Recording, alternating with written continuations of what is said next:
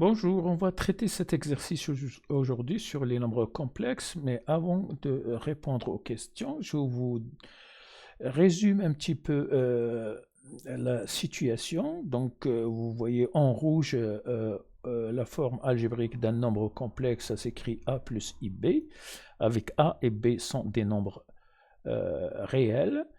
Après, la forme trigonométrique, avant d'écrire la forme trigonométrique, il faut calculer le module et l'argument. Donc vous avez les formules ici. Et après, quand vous avez z est égal à z1 sur z2, pour calculer l'argument le module de z, vous faites le module de z1 sur le module de z2. Et l'argument de z égale l'argument de z1 moins l'argument de z2. Donc, ce sont des formules que vous avez dans le cours.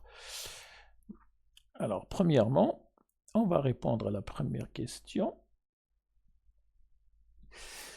On vous demande de donner une forme trigonométrique de Z1. On va commencer par Z1, mais avant de commencer par Z1, il faut écrire Z1 sous forme A plus IB. Donc Z1, je peux l'écrire racine de 6 sur 2 plus I fois moins racine de 2 sur 2. Donc ici, dans notre cas, A égale à racine de 6 sur 2 et B est égal à moins racine de 2 sur 2. Voilà. Alors, une fois que j'ai fait ça, je calcule le module de Z1 en utilisant la formule racine de A au carré plus B au carré. Donc, je vais avoir racine de 6 sur 2, le tout au carré, plus moins racine de 2 sur 2, le tout au carré. Donc, je vous laisse faire le calcul. Donc, ça nous fait 6 sur 2, sur 4, pardon, plus 2 sur 4. Et ça nous fait racine de 8 sur 4, c'est-à-dire racine de 2. Maintenant, l'argument de Z1, que je vais appeler θ1. Alors, on passe par le cosinus de θ1. Donc, pour calculer le cosinus de θ1, donc j'utilise les deux formules, la formule qui est là. Vous voyez, je fais A sur le module de Z1. Donc, A, on a dit, c'est racine de 6 sur 2 divisé par racine de 2. Et sinus θ1 est égal à moins, attention, c'est moins racine de 2 sur racine de 2. Donc, cosinus θ1. Alors, je vous laisse faire le calcul. Vous allez donc trouver racine de 3 sur 2. Et le sinus θ1 est égal à moins 1,5. Donc, du coup, l'argument de Z1, alors vous utilisez bien sûr le cercle trigonométrique, quel est l'angle dont le cosinus est égal à racine de 2 sur 2 et le sinus est égal à moins 1,5. C'est pi sur 6. Moins pi sur 6, pardon. C'est moins pi sur 6, attention. Parce que là, on a moins 1,5. Sinus 1, θ1 égale à moins 1,5. Donc, modulo de pi. Du coup, Z1, ou la forme trigonométrique Z1, vous voyez, je remplace le module de Z1 par sa valeur et θ1 par sa valeur. Alors, donc ça fait racine de 2 fois cosinus moins pi sur 6 plus I sinus moins pi sur 6. Voilà donc la forme trigonométrique de Z1. Alors Z2, c'est facile, donc pour Z2, vous savez Z est égal à 1 moins I. Alors ici, vous avez A égale à 1 et B égale à moins 1. Faites attention au moins 1. Donc, égal à moins 1. Je calcule le module de Z2. Donc, ça fait racine de 1 au carré plus moins 1 au carré est égal à racine de 2. Voilà. Alors, l'argument maintenant, argument de Z2, que j'appelle θ2. Alors, on va calculer le cosinus θ2. Alors, ça fait 1 sur racine de 2, A sur module, donc le A est égal à 1, et le module c'est racine de 2, que je peux écrire aussi racine de 2 sur 2. Alors, sinus θ2, attention, c'est B sur le module de Z2. Et B, c'est moins 1. Donc, c'est moins 1 sur racine de 2, que je peux écrire moins racine de 2 sur 2. Alors, argument, Z2 égale à θ2. Alors, quel est l'angle dans le cosinus égale à racine de 2 sur 2 et sinus est égal à moins racine de 2 sur 2. C'est moins pi sur 4. Sur le cercle trigonométrique, vous trouvez moins pi sur 4. Modulo de pi. Donc, du coup, la forme trigonométrique de Z2, ce sera racine de 2 fois cosinus moins pi sur 4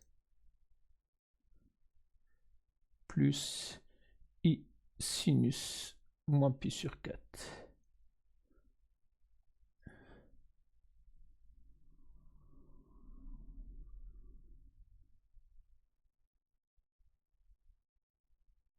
Voilà. Alors maintenant,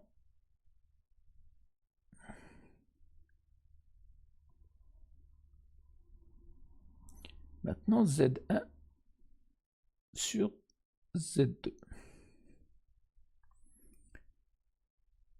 Alors je sais que le module de Z1 sur Z2 est égal au module de Z1 sur le module de Z2. Donc c'est-à-dire racine de 2 sur racine de 2 est égal à 1. Maintenant, l'argument de Z1 sur Z2 est égal l'argument de Z1 moins l'argument de Z2. Donc ça nous fait, alors l'argument de Z1 c'est moins pi sur 6, et moins pi sur 4 ça fait plus pi sur 4. Alors je mets le tout au même dénominateur, le dénominateur ici c'est 12, donc là je vais avoir moins 2 pi sur 12, plus 3 pi sur 12, donc du coup je vais avoir pi sur 12. Voilà. Donc la forme trigonométrique de Z1 sur Z2 est égale module de Z1 sur Z2 c'est 1, donc je ne l'écris pas, fois cosinus, l'argument de Z1 sur Z2 c'est pi sur 12,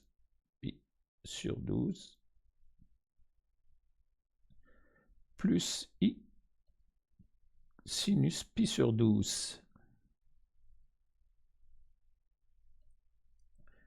Voilà donc la forme trigonométrique de Z1 sur Z2. Deuxième question, on vous demande de donner la forme algébrique de Z1 sur Z2. Donc, c'est-à-dire, il faut écrire Z1 sur Z2 sous la forme A plus I, B. Alors, je remplace Z1. Z1, c'est racine de 6 sur 2.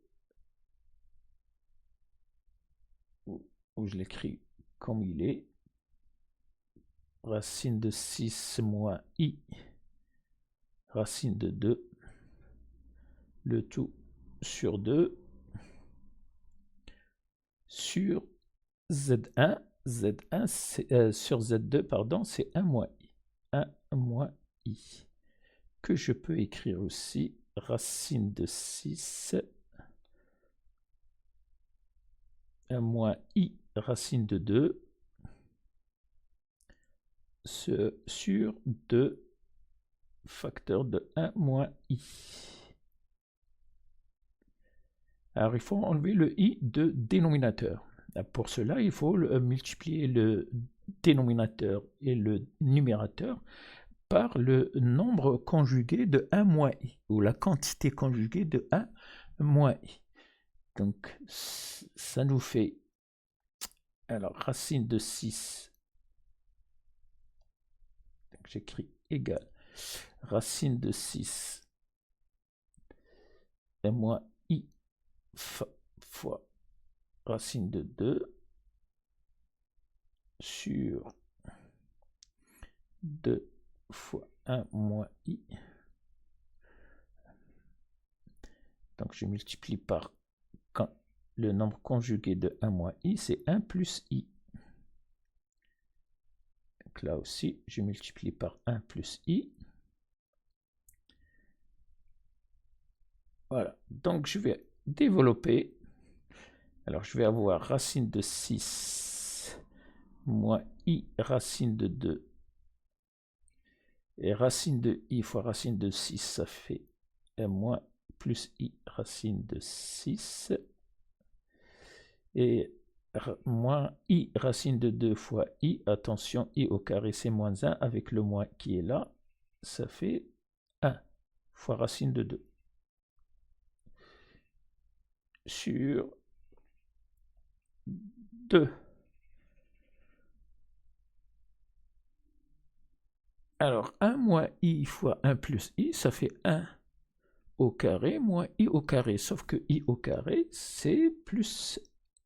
I au carré, c'est moins 1. Avec le moins de la formule de l'identité remarquable, ça fait plus 1. Donc, ça fait 2. Alors, j'écris la partie imaginaire, ou la partie réelle d'abord, c'est-à-dire là où il n'y a pas de I. Donc j'ai racine de 6 plus racine de 2 sur 4 plus I racine de 6 moins racine de 2 sur 4. Voilà donc ma forme algébrique de ce quotient de deux nombres complexes. Voilà. Donc Z1 sur Z2, c'est ça. Troisième question. On vous demande de déduire la forme exacte de cosinus pi sur 12 et sinus pi sur 12. Alors, donc la forme trigonométrique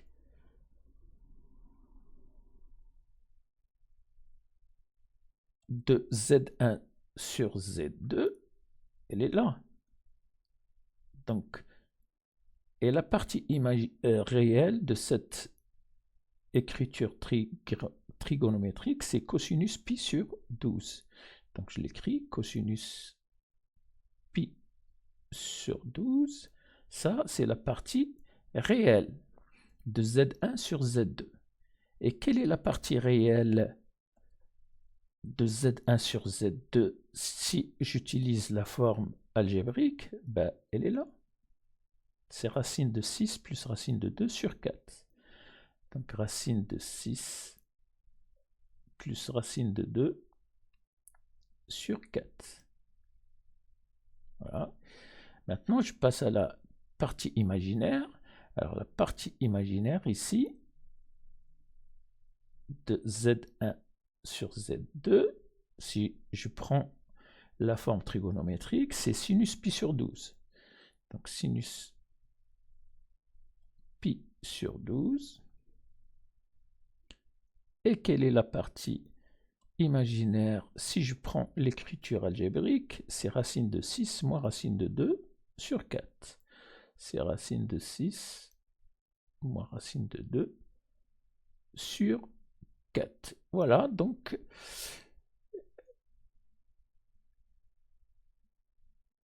j'ai calculé cosinus pi sur 12 et sinus pi sur 12 qui me demande dans la question numéro 3. Voilà, donc merci pour votre attention et à la prochaine.